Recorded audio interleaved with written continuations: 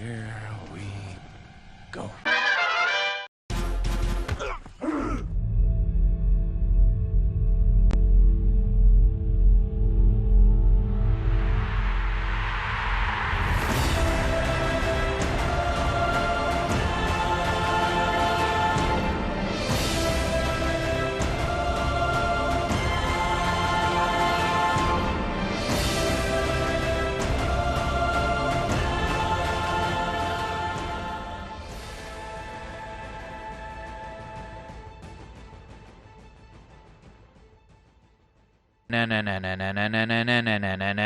Batman.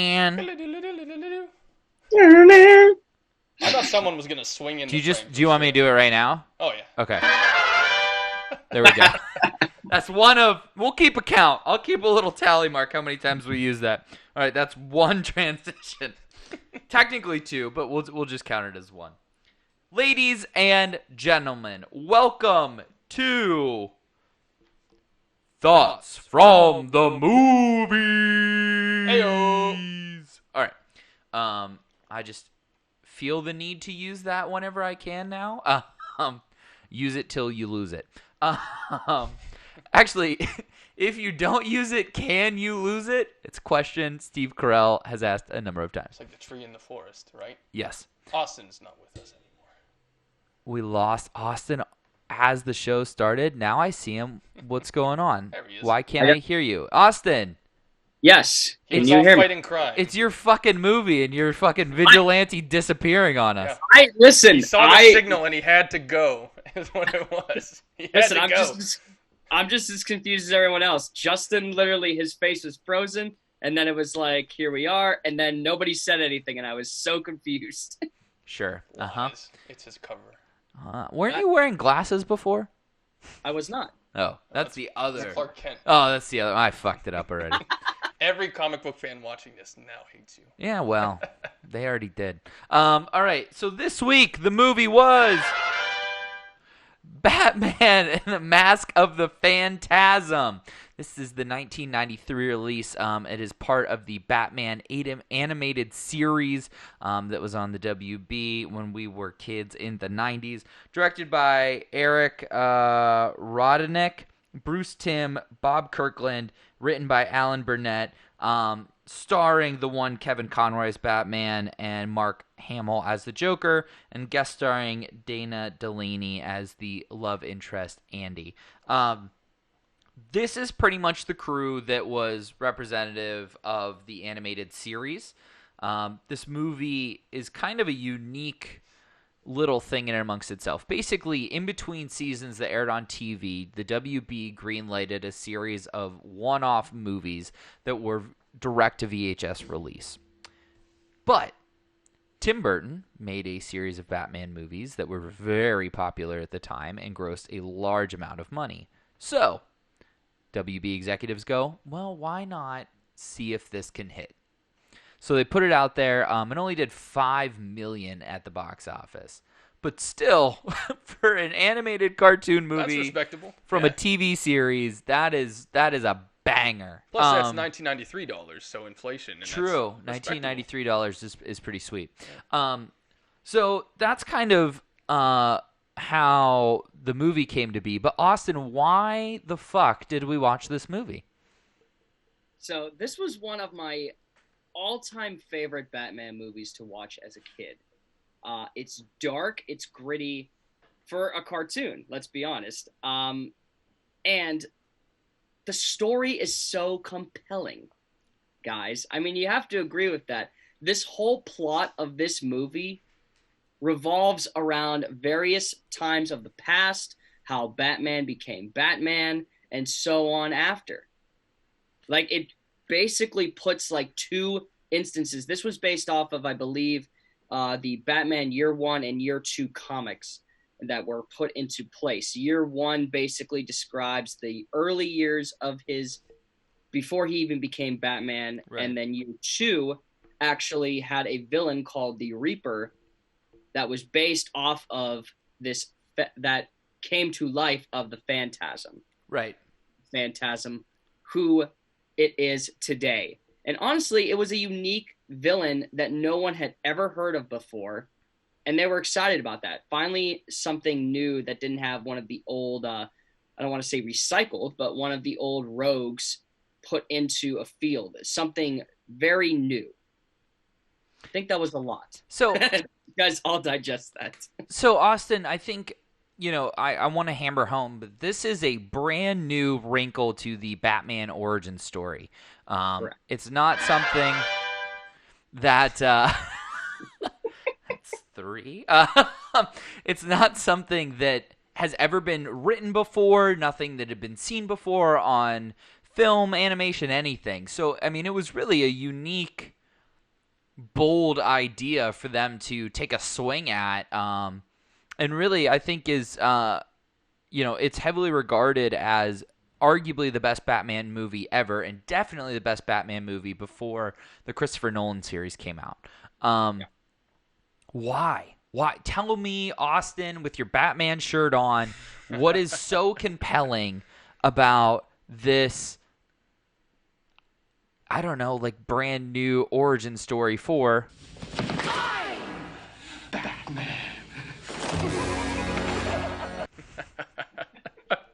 Yeah, that's so cool. Why is it better than the classic Batman Forever? Yes. If that was sarcastic, I will come across the table and punch you in the face. You'll never know. Boys, this tells All right. Sorry, Austin. Go ahead. Boys, this tells the story of something that we haven't seen in a Batman movie for so long, and that is a compelling love interest and a love story. Which Now, is you can totally argue, that's totally outside of the realm for him, right? you can even tell, like in the movie itself, the attorney makes a line that he almost picks these women because he knows there's no chance of a serious relationship. Right. But this movie tells the story of his first actual love interest, which is Andrea Beaumont, Andy. or Josh pointed out, Andy for short. And he basically meets her when they are both in the University of Gotham, studying up to be whatever at this point. They essentially meet at a grave where Bruce is talking to his dead parents. And he looks over and he hears Andy having a conversation. And he's like, "Are you talking to me?" And she's like, "No, I'm talking to my mother." And as weirdly as it is, that transforms to various angles where now they are meeting up more. Now they're going to different places and everything. It shows how incredibly bold it was to throw love into the face of Bruce Wayne, who has never really felt that before. Mm-hmm. There's a scene mostly, and in this, where while he is doing these things with Andy, he is preparing to be the Batman. And as one tragic can explain, you cannot have one and the other, you must have just one. So it is up to Bruce to decide, is he going to be Batman, or is he going to forget the vow that he made to his parents and live a happy life with Andy? And eventually the decision's more or less made for him because we find out that Andy's dad is in some hot water with some Marconi gangsters and ends up fleeing the country in an attempt to save his life and his daughter's life. And she leaves Bruce cold after he proposes to her, and then he becomes the Batman. We see all of this in flashback. Okay? Correct. And one of the problems I had with the movie was the flashbacks, because they seem to take place way in the past. So they're talking about, the world of the future. What is that? World's Fair. Thank you. It's the Gotham World's Fair. And what ends up happening is that basically it's modern, what would become modern technology in the 90s, right? But when Andrea returns, she says it's been 10 years. So, where does this all juxtapose like the only way I know that we're in a weird time lapse or not time lapse but flashback is Alfred's hair goes from white to black. And how far back is it? Like, how old is Batman in the current timeline versus when he first meets her? Okay.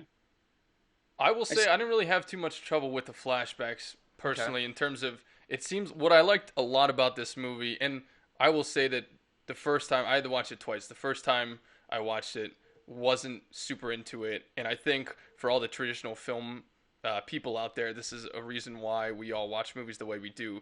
Josh and I watched this on a Saturday. We'd been drinking, we were making dinner and talking and chatting and all kinds of That distractions. didn't happen. And and I was like totally, I was half in the movie, half out of it. And so by the end of it, I was just like, But I went back and watched it the right way before this show, and I was actually a lot more into it. And one of the reasons I like it so much is that it feels like a very old school noir film Sure. set in the 40s or 50s with the anti-heroes and the moody lighting like we talked about last week, and the gangsters and things like that. It doesn't feel like a campy Batman superhero thing. It's like you have these ridiculous characters, but they exist in this very real, crime-ridden, it sort of, feels like a down-to-earth world of like noir films of the 40s and 50s. So like the time period to me, I thought it was maybe the 50s based on the cars and the way they dress and things like that, and then flashbacks maybe the 40s or so.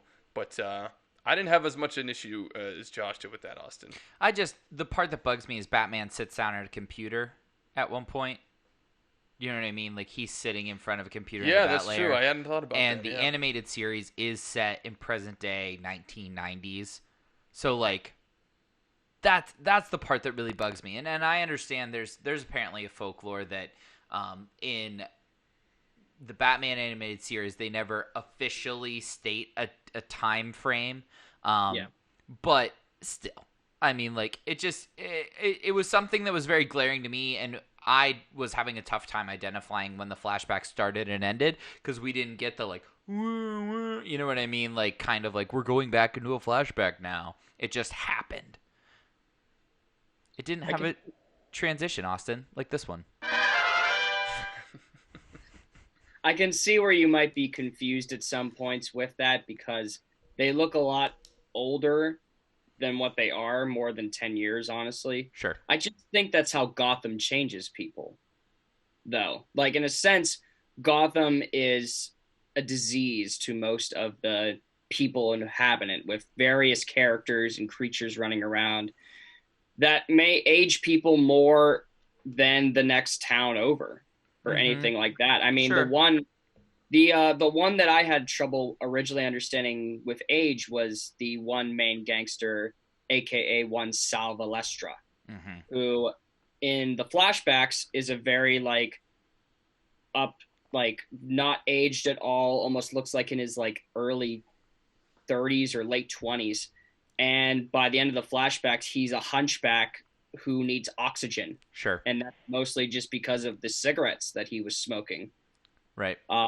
But this movie has a lot of things that, number one, the animated series and other things did just not have for a 90s cartoon. One, it had murder. Like, there are people killed in this movie, and this is a child's cartoon film. It was pretty violent. There's a lot of gunfire. Batman, there's blood in it. There in the murders themselves are kind of brutal. Like the Phantasm pushes that statue on top of the guy who's fallen into the grave and he gets crushed to death. Like it's not for kids really. And honestly, like I have never watched the show and the comic books I don't know about. So you guys are the experts that I'm leaning on for this. But I was a little surprised at how violent it. And some of the dark things it was willing to do for what supposedly was a kids' TV show. It's all about the dynamic of where this show and these movies are taking place to.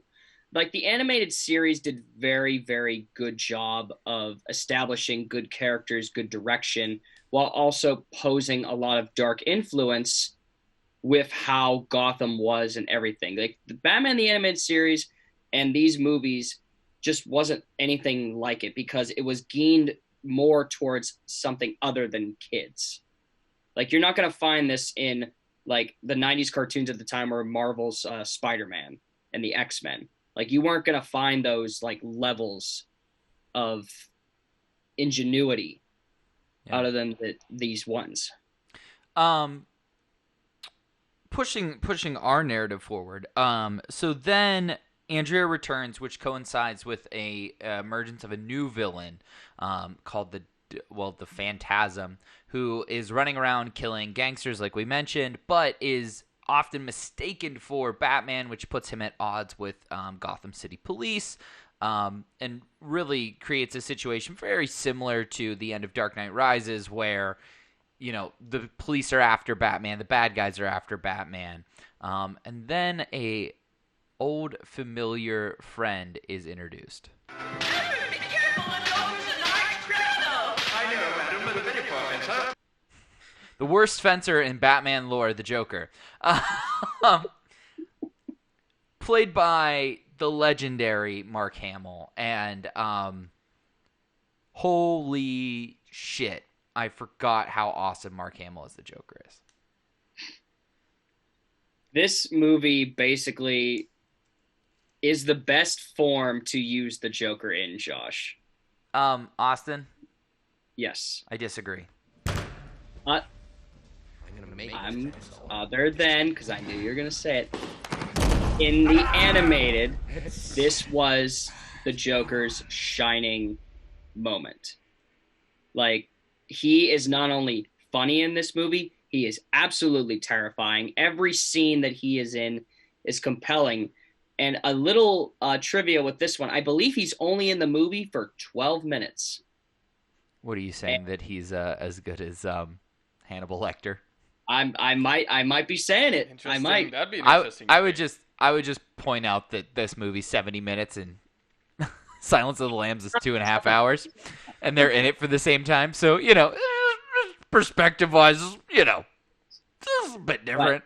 But you're right. The Joker comes into it because as these gangsters are getting killed off, Sal Valestra has no choice but to try to pay the Joker I believe it was $5 million to try to kill Batman. And that doesn't work out for him so well, boys. He ends up getting hooked on his Joker toxin and tricks the Phantasm into exposing himself. And Joker tries to blow him up with the building. It was a really cool scene to imagine, just watching. We kind of got away from Mark Hamill as the Joker, though. I want to talk more about his performance as the Joker. I mean, that laugh is iconic. He probably masters the playful yet sinister side of the Joker better than any actor that's ever played him before or after. It's really interesting, and what I want to ask is, do you think Mark Hamill should reprise his role actually on screen in a live-action Batman movie? No. Why?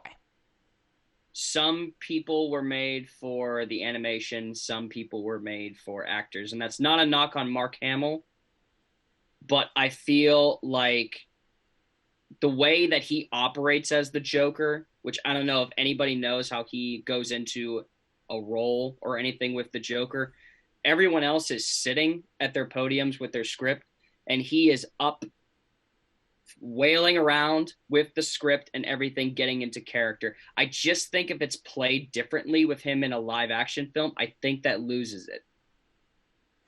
I don't know. I see your point, and I raise you that he's Luke Skywalker. That's true. I mean, what do you want here? Is that an argument that he should play him on screen because he's Luke Skywalker? There is a particular Batman dark comic, which the name is slipping my mind. When's Batman old? And the Dark Knight Returns. Dark Knight Returns, and the Joker appears in that one, right? No. Yes, it does. Yes. Well, in terms of one and most of two. Okay, so there is definitely canon for it, and I think there's something to be said about getting away from the I'm young, spry Batman, billionaire Bruce Wayne, playboy, and kind of digging into an older Batman because it's a cool thing. It's not very well it's not in the public eye as much, and we saw how well Logan did, right? Yeah, sure. So now take an even more beloved figure, age him, and put Mark Hamill as the Joker in it. I smell a hit. Yeah, but Mark Hamill would then have to be a super old Joker. Yeah. So Batman and Joker are roughly the same age. Yeah, but isn't part of the character nature of the Joker that, like, he would never live to be that long just because of everything that he gets into? Like, it just feels like his character would all the stuff he is involved in and his battle, with Batman and everything. Like, it just doesn't seem like a natural, organic. Well, how's the Joker gonna die? I mean, he always, I would think, die in some archaic battle or, But get Batman locked doesn't in an kill. asylum or something, but. Well, he's not saying that. He's saying that he would. There are many opportunities in animated films that the Joker has actually supposedly killed himself in the things that he is doing. You could go back to the comic book compilation of Batman and Superman, where it was Batman v Superman World's End or something. It was the two in the New Adventures, and Joker's own marble grenades did him in the movie. I'm thinking Justin's meaning something like that. So, but Joker isn't the only bad guy in this movie. Oh, you think darkness is your ally? You merely adopted the dark. I was born in it, molded by it. So, I was born in it. If only Tom Hardy was in this one. it turns out that the Phantasm is actually Batman's long-lost love, Andrea, who is seeking revenge for the people who chased her father away and then eventually killed him. Austin, you wanted to talk about the two villain dynamic, so why don't you clue us in on why you think this was such a brilliant or unique look at a Batman story? Okay, well, let's look at the fact that we have the Phantasm is supposedly our main villain. And then about, I want to say like 30 or 40 minutes in, we get Joker coming in halfway through. So right now we're like right near that Spider-Man 3 level of putting way too many villains in. But we're not there. So wait, just real quick. Most Batman movies do carry 2 to 3 villains though. Yeah. Okay, all right. Just making sure. I know. But what we're left at when it's revealed that Andrea is the Phantasm is who is the real villain in this? Is it Andrea or is it just the Joker for just being who he is? Like, that's my question to you. Of everything that's been said, let's put this into terms. Andrea and Bruce are two sides of the same coin, where their love and their life have been taken away by a single instance. One turns to justice, one turns to vengeance. Technically, Batman is also vengeance.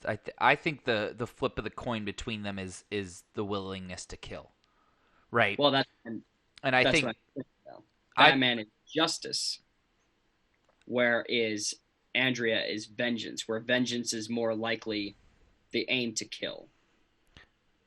Sure, I think we're saying the same thing, but the deeper idea, right, is that this was this woman he was willing to give up on his oath for, right, who stands at such an opposite end from him on the one thing that makes him Batman, and that's that he doesn't kill. Batman has one rule, and it's that he doesn't kill. Yet the woman that he was willing to spend the rest of his life with is willing to kill over her father's death.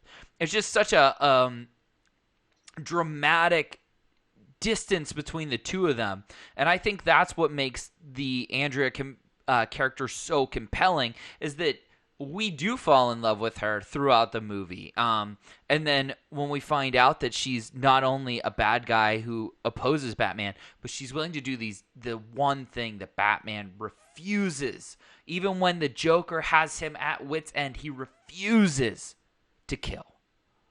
I think it's just great poetic juxtaposition between the two characters, and I think it's simple, right, in a lot of ways, but I think it's also one of the things that makes this movie and particularly this script so compelling and good. I wouldn't argue that she is the villain, though. I mean, the Phantasm is an antagonistic character, and you're set up for the first half of the movie to think it's the main villain, right? It's, the sinister presence that's going around killing people, and the movie's called Mask of the Phantasm and everything like that. But Andrea's story is not dissimilar from Bruce's, and once it's revealed to be her, a little bit towards the end, probably late in the second act, it switches the whole dynamic around because she herself is not a villain. She's a broken person, right, who had this horrible event happen to her, which has defined her, and she's a lot like Batman, like you guys were saying, where he is not the villain, right? He is his own sort of brand of anti-hero, as is she. She's just a broken woman who is not the antagonist of the movie anymore. Yeah, she's killing bad guys. It's very similar to a Deadpool or a Punisher, where it's a mass vigilante killing gangsters. I mean, it's a classic comic book hero trope. Yes, and this is almost her movie. I don't know if I'd say she's the clear protagonist, because I don't believe that, but it really is her story, right? I mean, you have Bruce's origin about how he becomes Batman, how he falls in love with her, but a lot of the focus is on her as well, falling in love with him and her family's issues with the mob and having to flee and then come back, and the whole Phantasm plot line is put in motion because she's getting revenge, right? So it's really almost her movie, and I'd say at the very least her and Bruce is split evenly. Yeah, I agree. Makes sense. Another piece to this is Shirley Walker's score. She won a number of Emmys for the television series score. It's very operatic. It's very dramatic. It adds to the I guess it doesn't necessarily add to the noir, but it definitely adds to the vibe, for lack of a better term, of the movie. Definitely. Very noticeable in the open and at the ending when the World's Fair is exploding and the score just swells up and overcomes everything. It's very orchestral, almost John Williams-esque, but it certainly stands out at certain moments. And that was one thing that had been pointed out to me by Austin and by a couple other people who had seen the movie, was to keep a note of the score, which is certain. And I don't know, what it's like in the TV series usually, or the cartoons or anything like that, if it's different or not different, but it was certainly, there were moments where it was pretty cool and unique to me, at least. Absolutely. But I don't know if that's, always the case or not really. The movie was put in place that it was going to have more of an operatic feel to it, and man, did it deliver. Like I said, there were multiple scenes in this film that would not work without the score. The ending scene at the World's Fair is a huge one. Probably, spoiler for questions, but probably my favorite scene out of the whole movie. Like, it was so cool to see that. Another one is when he enters Arthur Reeves's, when the Joker enters Arthur Reeves's office, and you get that like dun dun dun dun dun, like it's almost very like based on the person. This music is very complimented. Like, the score is very complimented to that particular character that is being shown. Like, Bruce and Andy's love story, very like, very wavy, very implemented. Joker's very sporadic, very scary almost, or even very comical. The score makes a lot of scenes work in this movie, boys. Yeah, definitely. It's a nice compliment piece, and it does not take away at any point, which is something we talk about on the show a lot. Is sometimes the right, it just overwhelms everything, and it becomes its own character in the movie. But yeah, I think it's great. Austin, you had some trivia you wanted to get through? I do. I have some here. So let's do. So here's one. From start to finish, production took 8 months Okay. for this movie. It was really rushed, I would say. Oh, here's one from the score we were just talking about. Composer Shirley Walker cited the film's score as a favorite of her own compositions. So, an animated film of 1 hour and 15 minutes long was one of her favorite compositions to It's do. awesome. Yeah. Fun fact, Josh will like this. This is the only comic book film nominated for an Annie Award for Best Animated Feature. Do you know what it lost to? In 1993. 1994. This was in 1993, but the Annie Award was given in 1994. I don't even know what the Annie Award is. So Animation Awards. It's like the animation Oscars. okay, so in '94 would have been Toy Story. No, it was 95. I think 90. That would have been after Aladdin. After Beauty and the Beast, I think. Oh, so if I like it, it's Lion King. It is The Lion King. Boom. Boom. This Okay.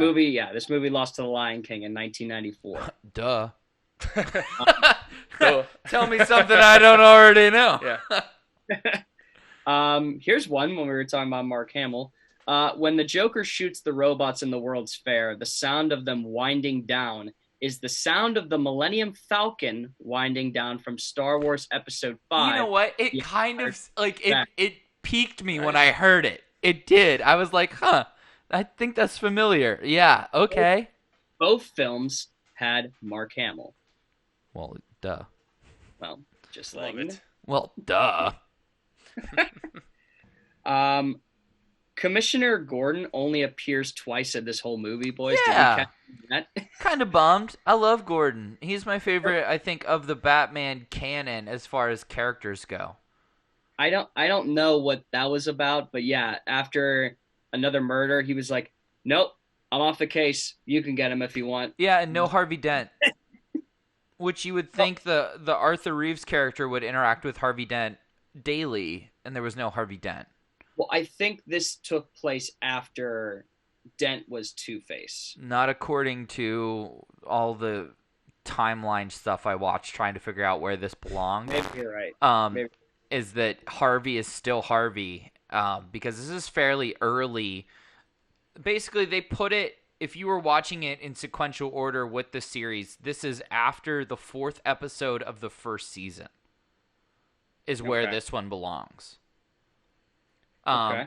Particularly, they quote or they point to when the bat signal is introduced, which I guess the animated series didn't want the bat signal or the bat phone to be involved at all, and then they kind of felt like, how the hell do you get a hold of Batman?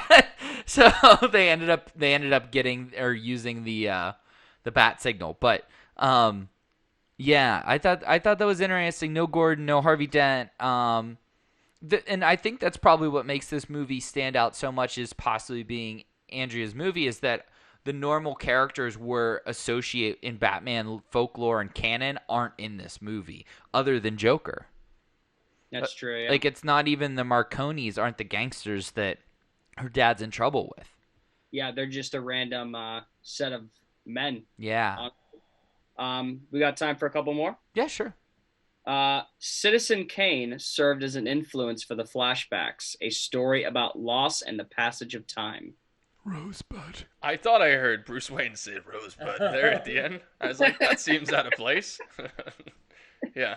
It does have that kind of feel though. Like, it feels like it takes place in that time period in the 40s, and the grandness of it all, and the Bruce Wayne character is a certain Orson Wellesian Hursty character type of feel to him. I think that is probably the first time those words have ever been uttered in the history of the universe, is that Bruce Wayne has a Orson Welles-ness to him.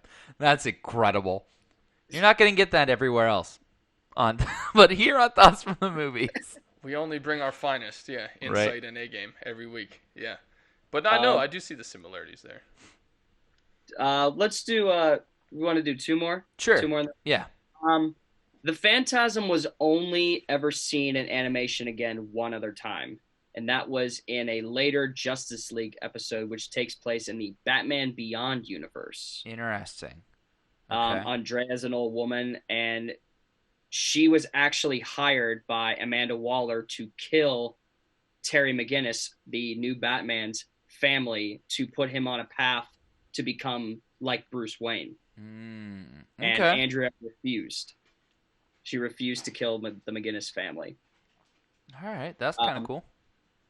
And the last one, Mark Hamill went to a screening at a local theater during the film's theatrical release, and with only a few people in attendance, he asked them to sit with him before the film started.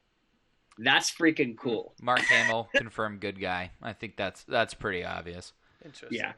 All right. So I kind of, this is regarded as one of the best Batman movies ever, if not the best. So where does this lie in your top 5 favorite Batman movies of all time?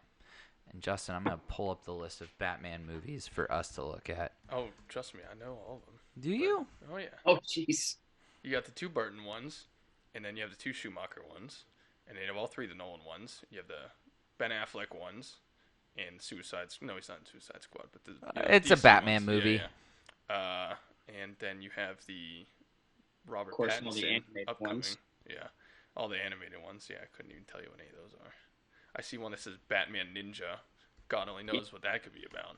Well, that was, I think it was a interpretation of Batman for Samurai and Shogun. Like Bane, I think, is like a sumo wrestler, which is really cool. Okay. Very, very interesting to see the character dynamics. Okay.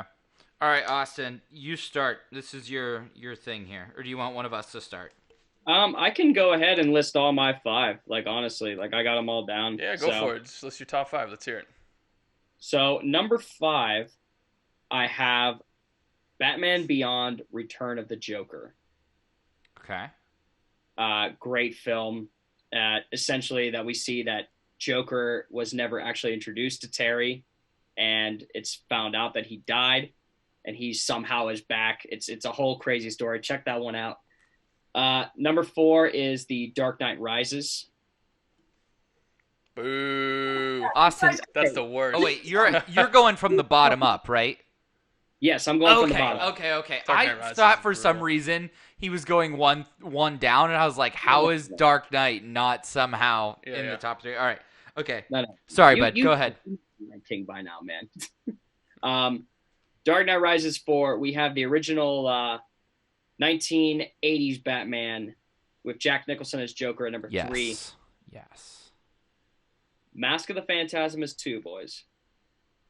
Okay. It took a long time for me to decide, and then we have our obvious number 1, The Dark Knight. I think it's the best movie with Batman in it. I don't think it's the best Batman movie.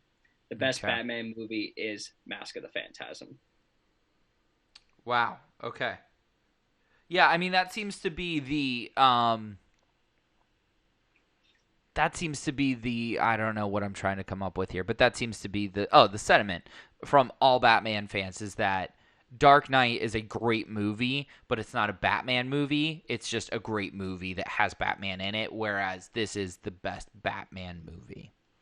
Yeah. Let me ask you guys this, because to me, obviously loving The Dark Knight and being more of a traditional live-action movie guy, I see a lot of parallels actually between The Dark Knight and this movie. And I wonder if you guys did too. I mean, because they're compared so much, right? You have the tone, the very noir setting, the less campy nature of it all, the certain plot elements, right? Like particularly when the mob goes to hire the Joker to take out Batman. Like, to me, there were certainly elements in this movie. The love interest, I mean, in The Dark Knight, he's very obviously attached to Rachel Dawes, and he thinks that they could be something when he no longer needs Batman, and that obviously doesn't work out. This one, the same with Andy. So I noticed a lot of parallels. He doesn't say that in the cartoon, but I wish he did. I wish he did to Andrea. Will you marry me? Swear to me. But I noticed a lot of parallels between The Dark Knight and this movie. And did you guys catch that? Do you agree, disagree? Josh, it sounded like you agree. Yeah, 100% agree. And I think it's because through the Nolan series we see literally with Batman Begins, we see the beginning of Batman and we see Ra's al Ghul and we get all the way to what's the Bane one? Dark Knight Rises. Thank you. So all the way to Dark Knight Rises, where we get basically the perfectly trained person to take out Batman, right? Coming from the same place he did, and the League of Shadows, and I mean, it is really a well-crafted Batman origin story from beginning, biggest antagonist in the middle with the Joker, and then the League of Shadows coming to reclaim the thing they created in the end. I mean, it's really a well done series, and I think that this Batman, the time frame feels very similar to where he is in Batman Begins. I would say so, but no one cared who I was until I put on the mask. The League of Shadows. Yeah. My number 5 movie is Happy now, the shark will bat spray. Can we just... Give me the shock repellent. What if he accidentally grabbed the whale or barracuda or manta ray? Would it have not worked? Oh, no way. I think he would have lost a leg. Yeah, he probably would have lost the Absolutely leg. not. Yeah. So that's number 5 for me. I loved that movie as a kid. I loved watching it as a teenager and in college because it is so dumb. Was that a movie? Yeah. I thought it was a TV show. It's a TV show and a movie. I thought Burton's Batman was the first live action movie. There's one before it? Yep. That one's actually 1966. Oh, wow. All the memes now of him running around with the bomb are Yeah. just so... Yeah. So that's 5. Jack Nicholson's Batman is number 4. Batman Begins is 3. Batman Forever is 2. And Dark Knight is 1. I understand Batman Forever has a lot of problems, but It's so much fun. this guy just steals it. So much fun. Jim Carrey as the Riddler, and really he probably just is the Riddler in that movie is basically just like a different Joker, realistically. Like, I mean, the way he plays the Riddler. But that movie was such a huge part of my childhood, and yeah, so. Agreed. Did you have a top 5? I sort of have them in tiers. Sure. I have The Dark Knight as being unquestioned number 1. No question at all about that. I also, in a tier by himself, I have the Clooney Batman and Batman Forever, the Schumacher ones, which are both so bad that they're awesome, and like you said, were part of our childhood.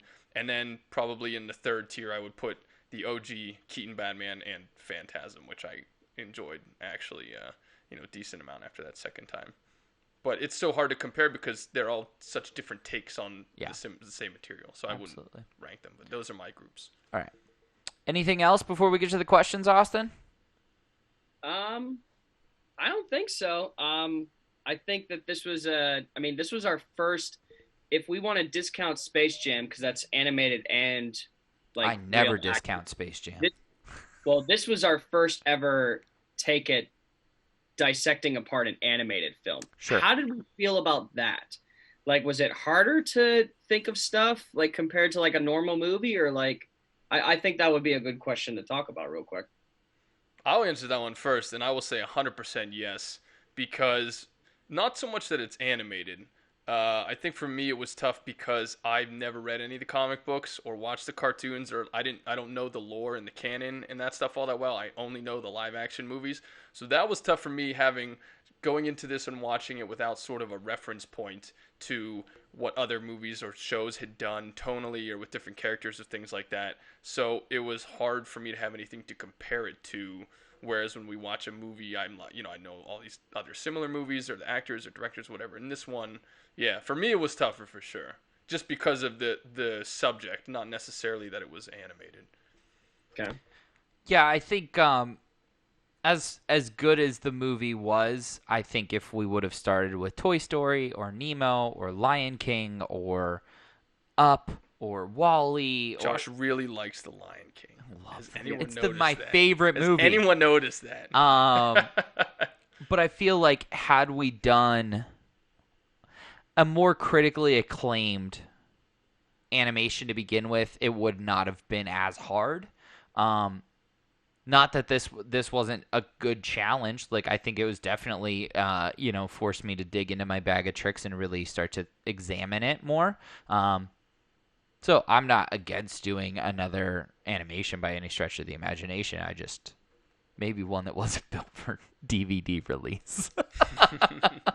Yeah, but on that note, as difficult as it was for me to analyze it from a nature of an outsider, that doesn't mean I did not enjoy the movie. Which, like I said, after the second time I did, I was like, oh, this is pretty cool, actually, pretty interesting. I don't know if I could watch it 6 times in 1 week, like one other person on this podcast, or who will remain nameless. All right. Quick, Justin, to the questions.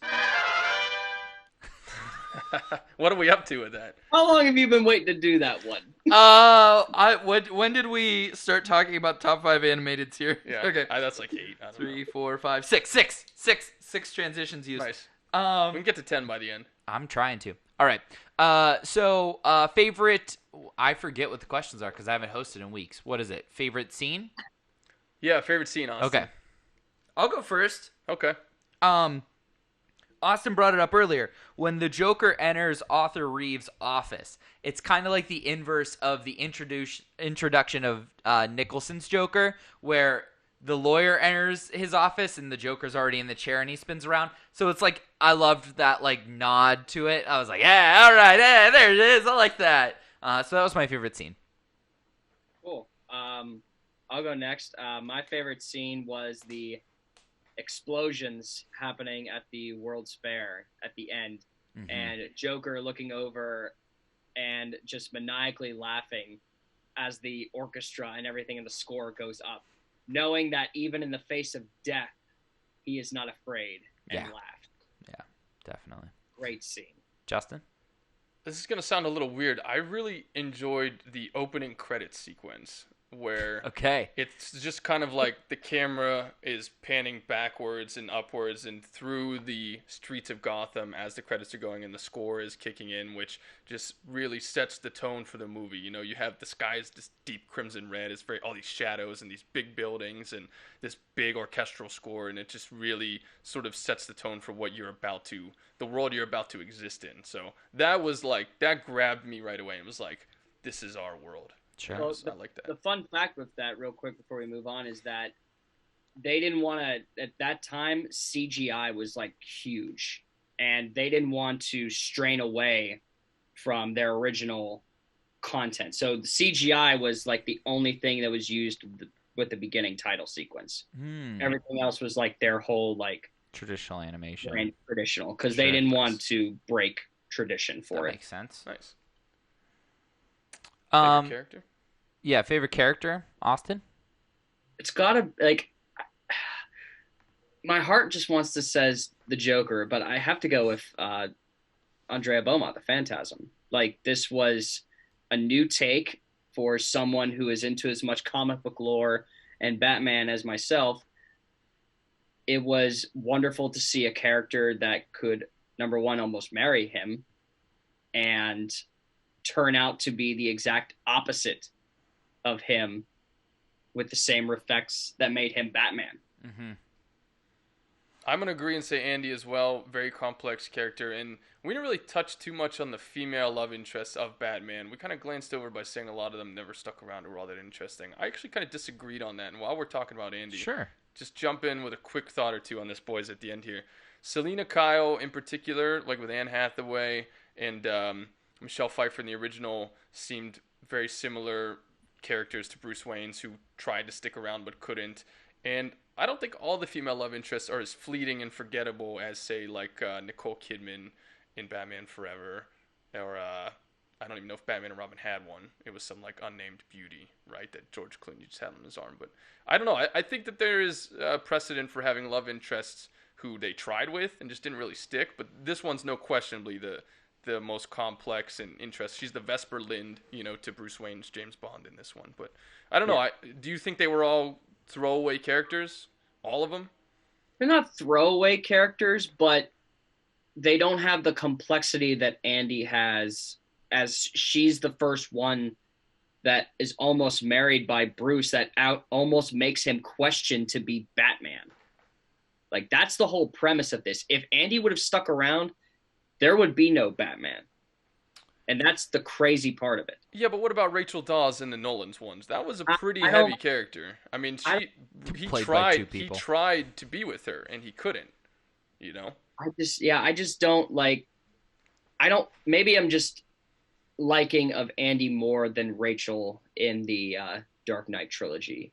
Maybe that's how I feel about it. Sure. I don't know. Batman is definitely his own superhero, but to me, she's not Lois Lane. She's not Pepper Potts.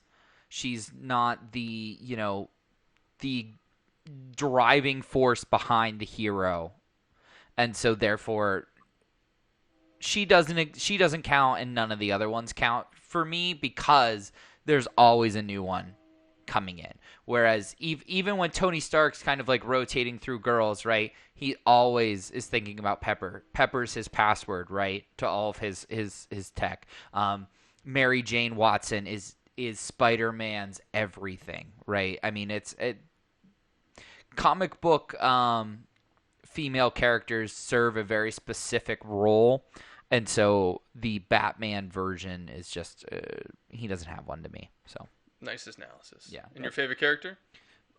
how is it not Mark Hamill's Joker? I don't understand. Like, yeah, all right, put your service in there, whatever. That guy is putting on a master class in voice acting, and it is an awesome ride. Literally, when we watched it together, every time he said something, I laughed, right? Yeah. Like, yeah, every time he said it, I was like, yes! You're like, this is the redeeming quality of this movie. It's all of the exactly Joker's what I one-liners. said. Yeah. Yeah. So, great character, for sure. gotta go with the Joker. All right. Austin, do you want to give your score last? Yeah, I'll do that. Okay, you give your score last. I'm going to pull the scores up for everyone to see at home. Man. I'm going to give it a... Even look at your last 5 scores. Well, 6 we watched scores. You're like kick-ass 9s. movies. Since Scott Pilgrim forward, I love all those movies. I see that by your high-ass 9.3, 9.5, all these 9. Ex Machina was cool, wasn't great. Matrix was like a badass action flick because Bad the Ugly was terrible. Man, I feel like I did Space Jam wrong with that 6.5. All right. I think I'm going to give it the same-ish I gave Tootsie. I'm going to give it a 5.3. I think that is, like I enjoyed Tootsie, and if Tootsie was on TV, I wouldn't turn it off. That's kind of how I feel about this. Okay. I'll go Austin, I guess. We'll transition over to me. Yep. Next. Yeah, it's on you. Oh, I thought you were gonna hit the cue. We gotta get to 10. Oh my God. There we go. Hang on, I'll do it again. All right, there we go. We're up to 8. This one, for me, like if you would ask me the first time I saw it, I'd give it like a 2 because I was just like not into it at all. But again, that was because of how we were watching it. So viewers make note. There's a proper way to watch movies. No distractions. After Sorry, the second, I'm a distraction. it was more the buffalo chicken and the wine sure. and the tater tots. Really, the wine. And the dog. We killed a whole box of wine. The Boda box, baby. That's great stuff. But yeah, after watching it the second time, I thought it was pretty cool and interesting. I like its short runtime, which I might watch it again eventually in my life because of that. I'm going to give this one a 6. Wow. That's higher than I had my finger on. Yeah, I mean, it's pretty cool.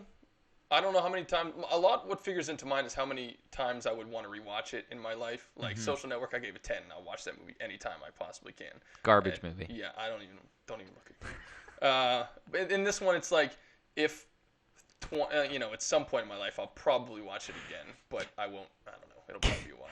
Did you see the new photo of Mark Zuckerberg where he's surfing and he has like The internet? Too much sunscreen on.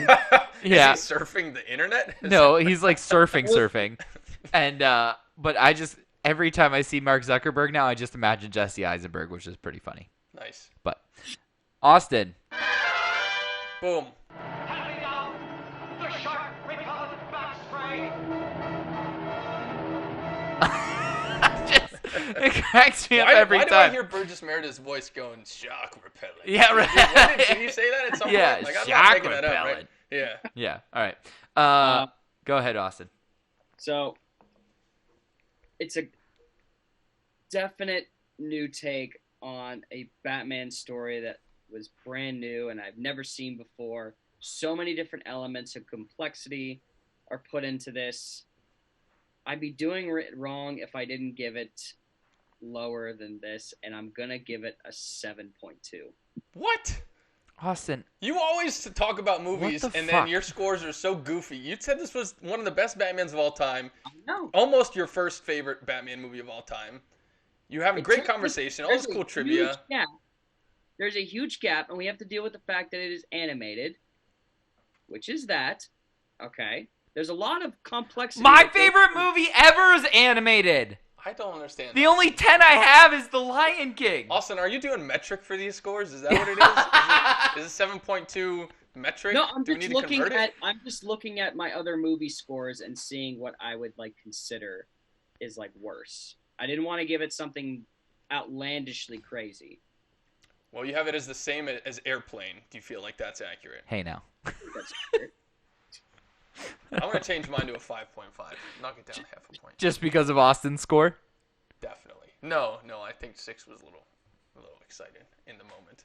5.5 is more accurate. All right. And I don't do 0.5s very often. But Austin, yeah, your scores, man. I'm always very confused by your ranking system. But that's all right. Look, you had 4 9s in a row too. Silence of the Lambs was 9-9. Yeah, we had a good run there. Right?